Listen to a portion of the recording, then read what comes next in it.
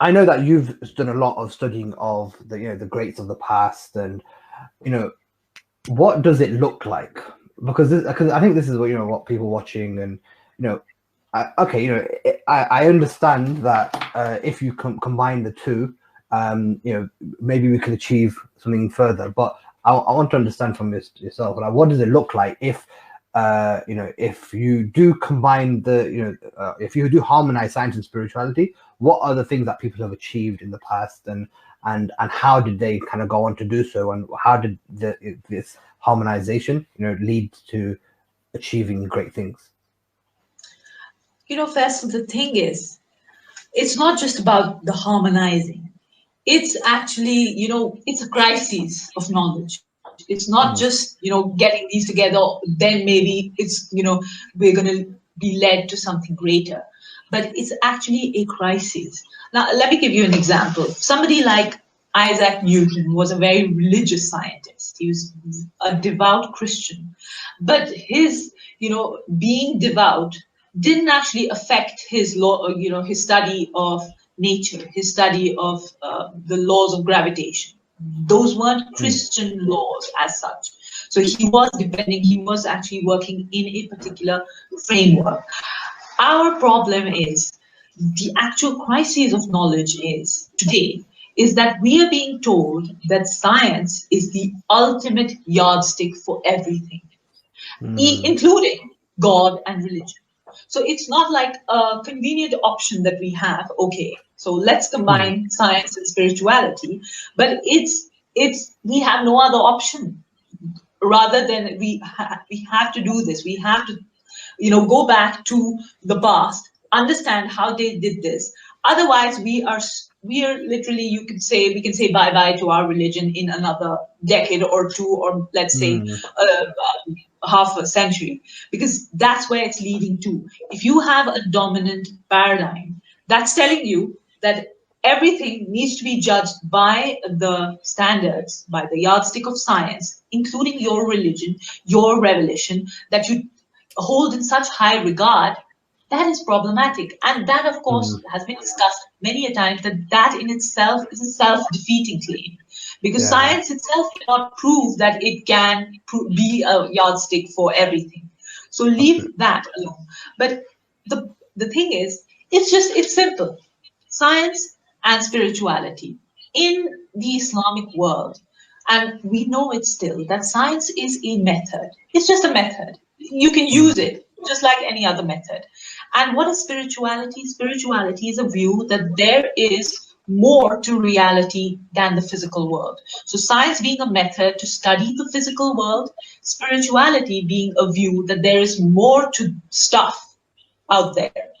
And if let's say we can even have an experiment like this, get somebody who doesn't know Islamic history, just read the Quran. And that person will conclude that a culture that is based on the Quran will balance this really well between development of physical sciences, so physics, chemistry, biology, and all of that, and development of spiritual sciences. Why would it do that?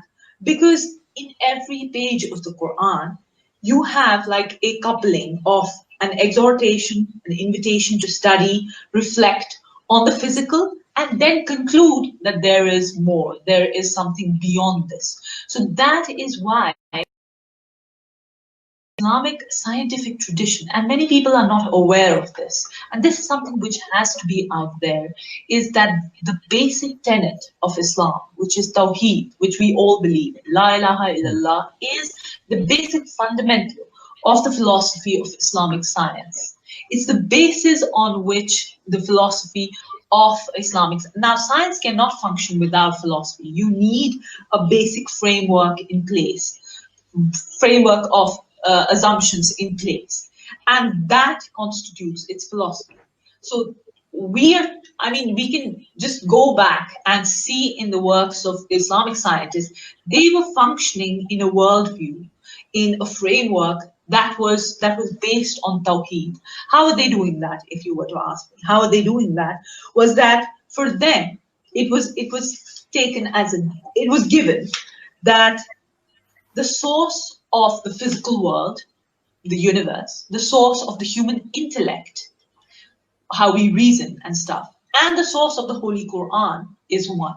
It's Allah subhanahu wa ta'ala. And when you take that as a first principle, the sciences that you produce, the first sciences that were produced, we know this by history, were the religious sciences, so fiqh, tafsir, and usul literature. They actually were the first sciences that demonstrated the scientific spirit. They used inductive reasoning. Now, inductive reasoning is like central to how we conduct scientific research today. So because they had these things in mind, these assumptions, or you could say the philosophical framework that was gifted to them from the Quran in the form of Tawheed, using that framework, they first created the basis, the foundation of religious sciences, and then the next step was the development of the philosophical sciences, so philosophy, logic, and all of that, and then also the development of the physical sciences, so physics, astronomy, mathematics, and so on. So that's how it was. Very, very interesting. It's interesting you say that, like science is considered like the yardstick for truth, even though it's always moving, it's always changing and stuff. So I know, for example, things from my own childhood that I grew up with and I believe to be true have now changed. So even as simple as the planets, there were 9 planets when I was growing up, but now all of a sudden Pluto is not a planet. So okay, so so how can this thing that is ever evolving, ever changing, be this this thing that we always refer to as the answer to all things? And this is the thing. Even obviously in the start of Surah Al-Kahf, there's the what's the opening line? We sent down the book that contains within it no crookedness. So what that just that line itself tells you that means what is that like the Quran itself got no crookedness in it, meaning it's completely straight. And what when something's completely straight, that means it can be used as a yardstick for truth, because by deduction, that means that this is the only thing that you have that it contains no crookedness. Everything else might have something and that cannot be relied on as such. So I completely understand. So one of the things that I came across, I don't know, one thing that I was inspired by, was the fact that I'm a massive believer in things like purpose. Right, like ultimately, when this is sadly what we've lost a lot of today. That we kind of going to school, we're going studying, and we're being taught in a certain way. We come out, we're a bit demoralized. We don't really know our purpose or our place in the world. But what I note from people back then is that ultimately they know that their purpose was to worship their Lord, and that doesn't mean just on the prayer mat. Doing giving charity and fasting and things like that.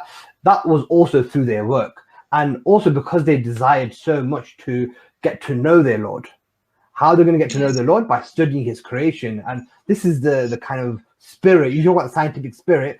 Ultimately, science is about getting to know more and testing and iterating and testing. That ultimately, that's that spirit of innovation and curiosity and discovery that led them on to, we want to know our Lord better, and what better way of doing that through, let's look at the skies, and let's look at the stars, and let's look at the animals and this around us and stuff. So